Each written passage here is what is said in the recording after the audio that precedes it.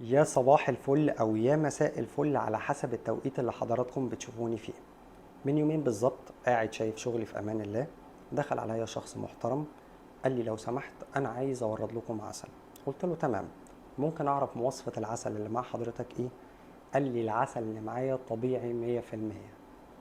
خدت الكلمة وسكت. قلت له تمام، استاذن حضرتك لو في امكانيه تسيب لي عينه من العسل وهبعتها للمعمل وان شاء الله في خلال يومين هرد على حضرتك. بالفعل العينه راحت المعمل والنتيجه طلعت، وإذ فجأة مش عارف اجيبها لكم ازاي، بس نسبة السكروز في العسل طلعت عالية جدا. ايه هو السكروز؟ للناس اللي مش عارفة السكروز، ده عبارة عن سكر القصب، بنستخدمه عادة في التحلية اللي هو السكر اللي بنستخدمه مع الشاي مع القهوة وهكذا. طيب، هيجي حد يسألني هل لازم العسل يكون فيه سكر سكروز؟ يؤسفني ان انا اقول لحضرتك مرة تانية اه. ازاي ده بيحصل؟ المفروض مربي النحل بيجي عليه فترة في السنة ما بيبقاش فيه موسم تزهير، وبالتالي طائفة النحل اللي موجودة عنده اللي هي راس ماله لو ما اتغذتش هتموت. طيب، بيبدأ مربي النحل يقدم حاجة اسمها تغذية سكرية، بتبقى عبارة عن مية وسكر وحبوب لقاح وشوية حاجات كده، بيخلي النحل يتغذى عليها ويعمل العسل. المفروض الشركات المحترمة أو مربيين النحل المحترمين في الوقت ده ناتج العسل بيتعزل عن المنتج الرئيسي اللي بيتباع. اللي بيحصل على أرض الواقع إن بيتم الخلط بنسب معينة، انت وحظك وانت ورزقك.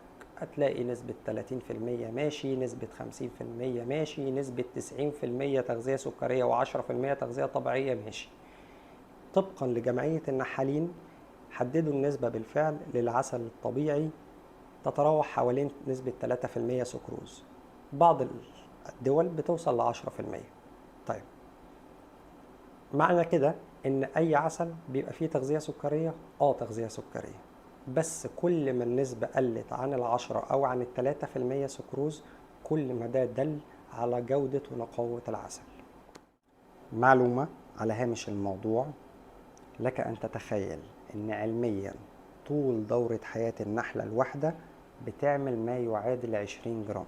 20 جرام يعني معلقة اكل كبيرة. طول دورة الحياة بتاعة النحلة بتعمل معلقة واحدة بس. اقنعني ان العسل ابو 30 جنيه وابو 50 جنيه عسل نحل طبيعي، وانا شخصيا هاجي اشتري من نفس الراجل اللي انت بتشتري منه. العسل مش رخيص. منطق شوية. واحد هيجي يقول لي انا هخرج بره القصة دي خالص وهروح شخصيا اشتري عسل من اليمن. مش العسل اليمني اعلى نوع عسل؟ اقول لك فعلا العسل اليمني الطبيعي اعلى نوع عسل على مستوى العالم، سواء كان تربية مناحل او بري. معلومة تانية على هامش الموضوع، اخر بحث علمي في الموضوع ده بيقول ان اليمن اكبر دولة مستوردة للعسل واكبر دولة مصدرة للعسل. يعني بتاخد العسل من الهند وباكستان وبتبيعه على انه يمني ومحدش هيعرف حاجة. بعض الطرق المتداولة اللي الناس بتحاول تعملها عشان تكشف العسل ده اذا كان طبيعي ولا مغشوش. اولا، تجيب العسل تحطه في التلاجة، لو قوام العسل اتغير وعمل شكل بلورات سكرية ابعد عن العسل ده، العسل ده مغشوش. ثانيا، تجيب نقطة عسل تحطها في طبق مية وتبدأ ترج الطبق بصورة دائرية. لو العسل عمل شكل خلايا سداسية إذا العسل ده طبيعي، لو العسل ما عملش الشكل ده يبقى العسل ده مغشوش. تالت طريقة إن أنت ترفع المعلقة وهي فيها عسل، لو خط العسل قطع إذا العسل ده مش طبيعي، ابعد عنه والعسل ده لازم يكون مغشوش. رابع طريقة وآخر طريقة، ممكن يبقى في طرق تانية ظهرت بس أنا ما بصدقش في الكلام ده، إن أنت تجيب نقطة عسل تحطها على منديل، لو قوام النقطة نفسه بدأ يعمل شكل دايرة مية حواليه يبقى العسل ده مغشوش. يؤسفني إن أنا أقول لكم كل الكلام ده ما أنزل الله به من سلطان. يعني إيه؟ يعني كل الكلام ده غلط. طيب، الحل ايه عشان اعرف اذا كان العسل ده طبيعي ولا لا؟ هبدأ اقول لك اسمع. اولا واهم شيء تحليل المعمل او المختبر، وده الجهة الوحيدة اللي بتقول لحضرتك مكونات العسل اللي انت واخده ايه. يهمك فيها انت كمستهلك نسبة السكروز اللي احنا اتكلمنا عليها في البداية. طول ما هي حوالين ال3% انت في الأمان. ثانيا، تأثير العسل نفسه على حضرتك.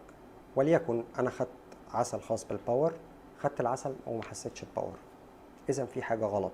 وارد إن حضرتك بتعمل مجهود عالي، وارد إن الجرعة اللي محطوطة لك في العسل أقل من اللي أنت عايزه. محتاجين نراجع الكلام ده. مناعة، هتيجي تبص مثلا فترة تغيير الفصول كل الناس عندها نزلات برد وانفلونزا، وحضرتك والأسرة المناعة بتاعتنا زي الفل. ثالثا، محتاج وانت رايح تشتري العسل، سواء هتشتري عسل نوارة برسيم او موالح او صدر، خصوصا لانك هتدفع فيه فلوس كتير، اسأل دائما وابدا عن شهادة تحليل المعمل او المختبر.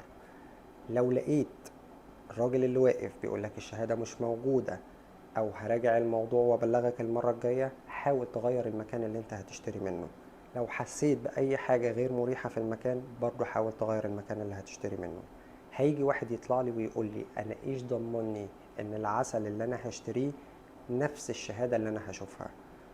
وده حاجة اقول لك ان الراجل اللي رايح يشتري العسل وارد ان هو يبقى محاسب، وارد ان هو يبقى دكتور، وارد ان هو يبقى مهندس، وارد ان هو يبقى محامي.